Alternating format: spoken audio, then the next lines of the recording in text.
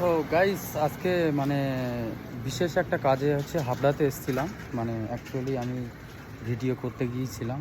আজকে একটা video shoot করেছি অন্য একটা প্লেসে, তো ফিরে যাচ্ছিলাম।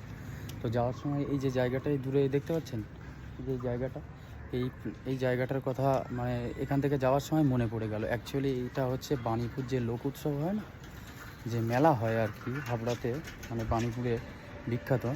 তো এটা হচ্ছে ওই সেই জায়গাটা। তো এখান দিয়ে যাচ্ছিলাম, তো ভাবলাম আমি একটু নিজেকে ক্যামেরা বন্দি করি।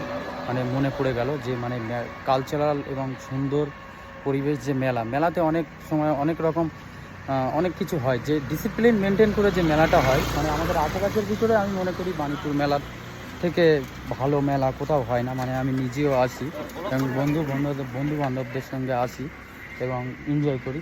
তো এটা হচ্ছে সেই জায়গা। তো ওই ভিডিও করে ফিরে যাওয়ার সময় ভাবলাম যে নিজেকে একটু ক্যামেরাবন্দি করি আর আপনাদেরকেও একটু শেয়ার করি। সেটা হচ্ছে খুব একটা পছন্দের জায়গা। তো এই মাঠটা এখন ফাঁকা পড়ে আছে, কিছুদিন পরে এটা আবার ভরে যাবে। সব প্যান্ডেল লাইটিং ফাইটিং এইসব হবে আর কি, অনুষ্ঠান বিভিন্ন রকম। তো এটা হচ্ছে ব্যাপার। তো এটাই তুলে ধরলাম। আর আমার ভিডিও করা শেষ হয়ে গেছে, ফিরে চলে যাচ্ছি। তো আমি যে ভিডিওটি করেছি শ্যুট করেছি আজকে, সেটা ছাড়বো, আপনারা দেখতে পাবেন। আমার ফেসবুকেও দেখতে পাবেন, আমার অচিন পাখি যে ইউটিউব চ্যানেল আছে সেখানেও দেখতে পাবেন।